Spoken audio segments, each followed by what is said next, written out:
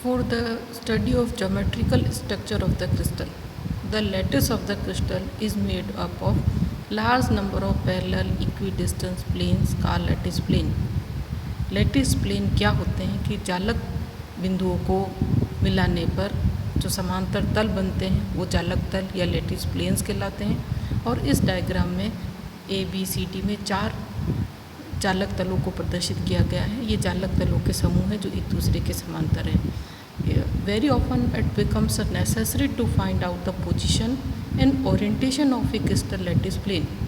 अगर हमें पता चल जाए कि ये जालक तल एक्सिस को किस बिंदु पर काटते हैं तो हम इन जालक बिंदुओं की स्थिति के आधार पर जालक तलों को परिभाषित कर सकते हैं।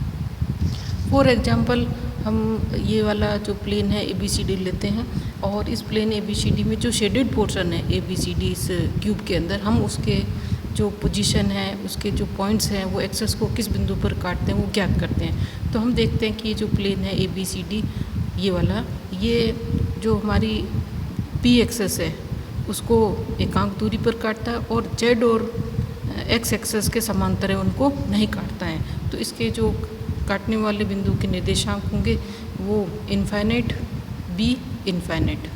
इसी तरीके से हम ये दूसरा डायग्राम लेते हैं जिसमें जो तल है ABC वो क्रिस्टोग्राफिक एक्सेस को A के टर्म्स में 3A दूरी पर, जो B है उसको 2B और जो C है उसको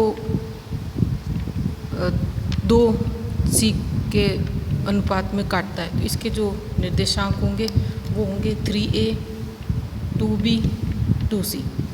यहाँ पे हम देखते हैं कि इन दोनों में जो इनके जो निर्देशांक आ रहे हैं वो पूर्णांक हैं, इंटीजर्स हैं। लेकिन अगर हम तीसरे डायग्राम में देखें तो जो तल है ABC वो इस X एक्सेस को A के गुणज में, Y एक्सेस को या B को पूरा न सदिश के रूप में न काट करके 1/2B में, और जो तीसरा है C उसको 2C के गुणज में काटता है। तो इसके जो कोऑर्डिनेट्स हैं वो A 1/2A और 2C होंगे। तो यहाँ पे हमने जो रिप्रेजेंटेशन लिया है उसके अंदर हम देखते हैं कि इन दो के लिए तो जो सदिश जो प्लेन है, जो जालक तल है, उसके निर्देशांक जो है वो पूर्णांक है।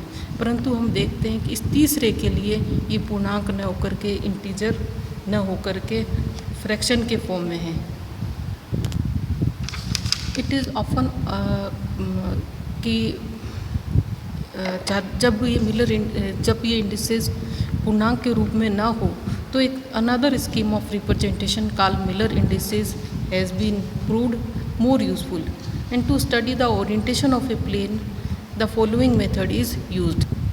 तो किसी भी जालक तल के मिलर इंडिसेस ज्ञात करने के लिए सर्वप्रथम क्या तरीका है जो वो हम यहाँ देखते हैं कि सर्वप्रथम क्रिस्टल में अक्षों ABC को डिफाइन करते हैं। तो जैसे कि इस चित्र में स्पष्ट है कि जो ये एक्सेस है वो X एक्सेस, ये Y एक्सेस, ये Z एक्सेस, इसमें एक यूनिट सेल ली गई है और यूनिट सेल का जो ये वाला तल है इसके हमें मिलर इंडिसेस ज्ञात करने हैं। तो हम देखते हैं कि सबसे पहले तो ये जो तल है वो एक्सेस को किस अनुपात में काटता है। तो हम देखते हैं कि X एक्सेस को A के अनुपात में काटता है और Y और Z एक्सेस को काटता नहीं, उसके समांतर है। तो सबसे पहले हम इनके लिए क्या करते हैं कि ये एक्सेस को किस अनुपात में काटता है वो ले लेते हैं। तो ये A इनफाइनाइट इनफाइनाइट में काटता है। उसके बाद इसमें हम जो इन अक्षों पर तल द्वारा काटे गए अंत्यखंडों को जालक नियतांक के पदों के रूप में ज्ञात करते हैं। तो वो हम ज्ञात कर चुके हैं। Take the reciprocal of these numbers and convert these into smallest integer having the same ratio. So take the reciprocal of these numbers. तो रेसिप्रोकल जो होगा वो 1/A 1/इनफाइनाइट और 1/इनफाइनाइट। इसको सबसे पहले हमने ये इनको ABC से डिवाइड करते हैं और उसके बाद उनके रेसिप्रोकल लेते हैं। तो ये 1 है और ये हो जाएगा 1 0 0। तो ये इसके मिलर इंडिसेस होंगे इस वाले तल के। एक बार हम इस विधि को पूरा दूसरे प्लेन के लिए देखते हैं। इस डायग्राम में जो तल है हमारा वो तल एक्स वाई जेड एक्सेस को किस अनुपात में काटता है, तो वो एक्स वाई जेड एक्सेस को ए बी के रूप में काटता है और सी के समांतर है। तो समांतर के लिए हम इनफाइनाइट ले लेंगे। दूसरा स्टेप में हम इनको ABC से डिवाइड करते हैं। तीसरे स्टेप में हम इनको रेसिप्रोकल करते हैं और ये जो 1 1 0 है वो इस चालक तल के मिलर इंडिसेस होंगे। देखिए चित्र 3, इस वाले में हम जो चालक तल लेते हैं वो जो यूनिट सेल के अंदर है, जो इसके कोनों को काटता है, तो ये इसके जो मिलर इंडिसेस देखेंगे तो ये A, B और C। यहाँ पे मैं ABC ले रही हूँ। अगर हम यूनिट सेल लेंगे जो कि क्यूबिक है तो ये तीनों एक्सेस जो है वो A के बराबर होगी और इनको ABC से डिवाइड कर दीजिए और वापस इसका रेसिप्रोकल कीजिए जो 1 1 प्राप्त होगा। तो इस तरीके से इस वाले तल के मिलर इंडिसेस 1 1 1 है। इस चित्र में देखें तो जो तल है वो यूनिट सेल के अंदर की ओर स्थित है और ये यूनिट सेल को 1/2 A पे काट रहा है एक्स एक्सेस के अकॉर्डिंग। तो इसके लिए मिलर इंडिसेस जब लिखेंगे तो A/2 इन्फाइनाइट इन्फाइनाइट, इसको ABC से डिवाइड करेंगे नेक्स्ट स्टेप में तो ये आ जाएगा 1/2 इन्फाइनाइट इन्फाइनाइट। रेसिप्रोकल करेंगे तो 2 0 0, तो इसके मिलर इंडिसेस होंगे 2 0 0। तीसरे चित्र में देखें तो क्योंकि अभी तक जो हमने मिलर इंडिसेस ज्ञात किए थे उन प्लेन्स के लिए जो एक्सेस को धनात्मक पूर्णांक के रूप में काटते हैं। अब अगर हम इसको देखें और ये हमारी जो मूल बिंदु है, मूल बिंदु के सापेक्ष जो यूनिट सेल का जो चालक तल है जिसके हम मिलर इंडिसेस ज्ञात करते हैं वो एक्स एक्सेस को पीछे की तरफ काट रहा है, इसलिए इसको जो है माइनस चिन्ह आएगा और यहाँ ऊपर बार लग जाएगा। इसी तरीके से अगर हमें 1 1 0 के लिए मिलर इंडिसेस दिए गए हों और हमें उनको शो करना हो, प्रदर्शित करना हो चित्र के द्वारा, तो हम देखेंगे क्योंकि मिलर इंडिसेस समांतर तलों के लिए समान होते हैं। ये मिलर इंडिसेस के लिए जैसे 1 1 0 लिखा है, ये 1 1 0 उन सभी समांतर तलों के लिए होगा। इसलिए इसको जब हम डायग्राम से प्रदर्शित करेंगे तो समांतर तलों का समूह का निर्माण करेंगे। तो हम देखते हैं कि ये 1 1 0 है, यानी जो क्रिस्टल एक्सेस है वो एक्स एक्सेस को एकांक दूरी पर काट रहा है, वाई एक्सेस को एकांक दूरी पर काट रहा है और जेड एक्सेस के समांतर है। तो यहाँ पर अपन लेंगे कि जो एक्स एक्सेस और वाई एक्स को काट रहा है और जेड एक्सेस के समांतर है। ये सभी समांतर तलों का समूह इस क्रिस्टल प्लेन को शो करेगा। इसी तरीके से अगर हम 1 1 0 वाला लें और इसको मिलर इंडिसेस दिए गए हैं और हमें इसका चित्र के द्वारा प्रदर्शित करना हो तो ये एक्स एक्सेस को एकांक दूरी पर काटता है और वाई और जेड के समांतर है। तो ये वाला जो प्लेन है वो एक्स एक्सेस को काट रहा है और वाई और जेड के समांतर है। और ऐसे सभी तलों का समूह जो है वो क्रिस्टल तलों को प्रदर्शित करेगा जो कि इस मिलर इंडिसेस के द्वारा दिए जाते हैं। दिए गए चित्र में जो तल है वो एक्स जेड एक्सेस को काट रहा है, एक्स और जेड के समांतर है और सिर्फ वाई एक्सेस को काट रहा है। तो इसके मिलर इंडिसेस 0 1 0 होंगे। मिलर इंडिसेस से संबंधित जो न्यूमेरिकल्स एग्जाम में आते हैं तो न्यूमेरिकल सॉल्व करते हैं।